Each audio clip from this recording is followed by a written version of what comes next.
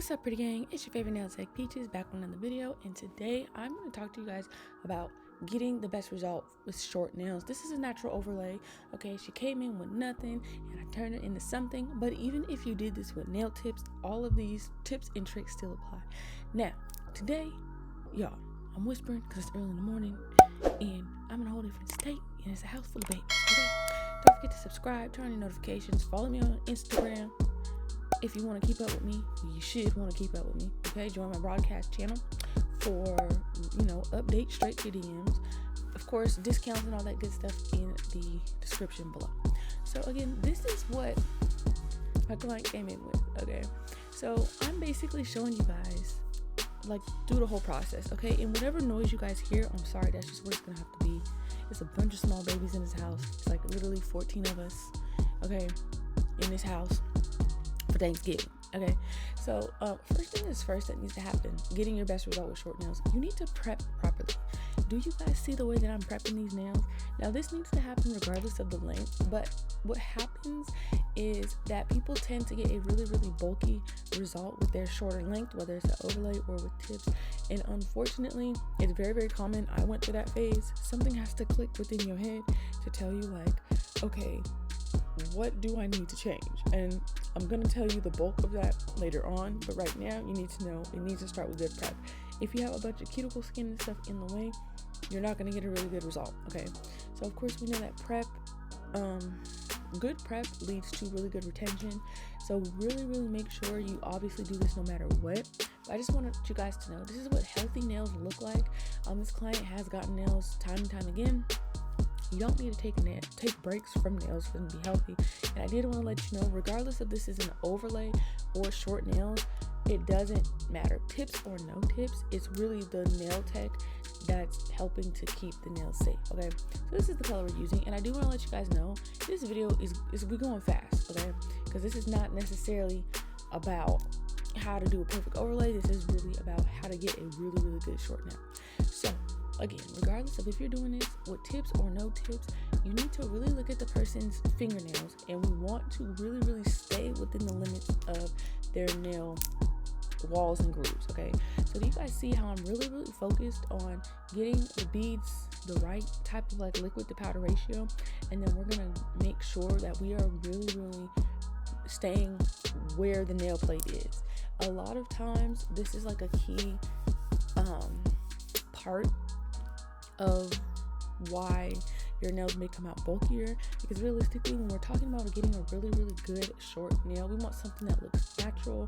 We want something that's not too bulky but also not too thin, because if it is too thin it will chip and flake, and that's a problem that I see people have as well. A lot of people complain that it's hard to find a tech who does really good short nails because either they're way too thick and bulky, or maybe they're like thin as nail polish, and that's not gonna last. Okay, so you need to learn how to use your brush so that way you can guide the acrylic how you need to guide it, so that way you can go ahead and make sure everything is nice and shaped. Now that is honestly the key. If you are not able to like shape everything now, you're gonna have a really hard time trying to shape it later, I'm telling you. Okay, because the thing is, whether like again overlay or tips, at this type of length especially, although I know a lot of techs feel like it's a waste of time to do lengths like this because like, oh, what can they get? I'm telling you, this is guaranteed money. Someone's always gonna need a short nail, and if you can really do a good job with short nails, you guys, I'm telling you, people will come back to you time and time again. I noticed once I started getting really good with short nails, I was already known for doing a really great curve.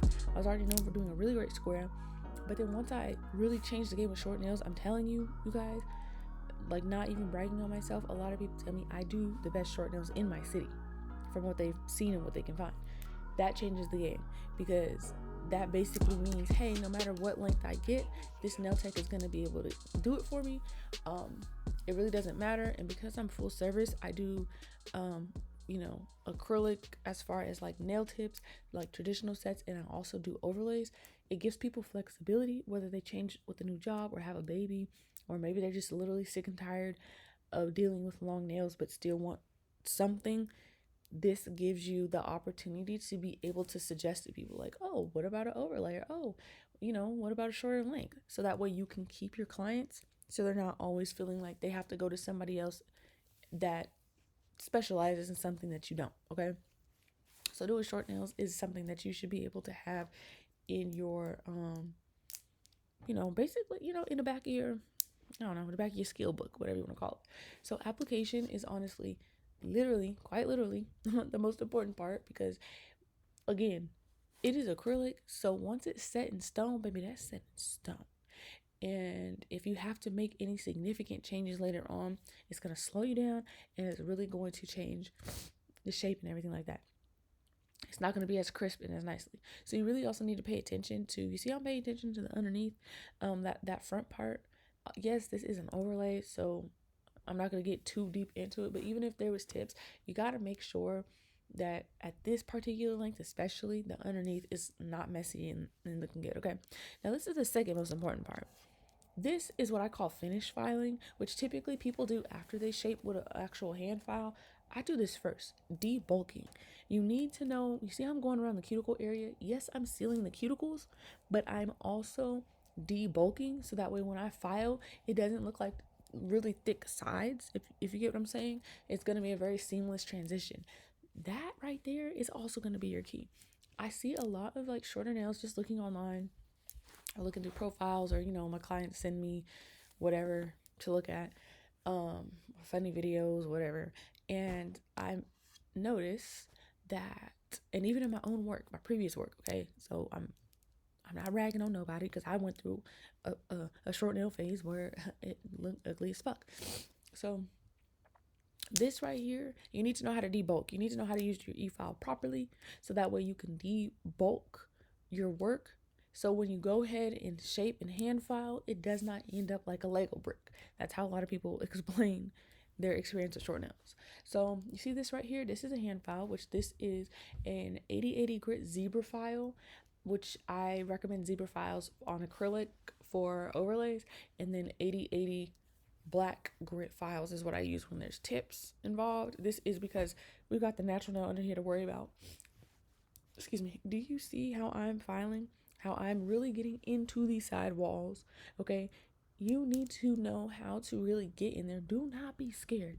I think a lot of people are scared on shorter length because they don't want to cut anybody. But you guys, I'm going to be honest. That's part of the process. Oh my God, my computer's going to die. Let me see if I can find my charger. Oh, it's in there with my grandma.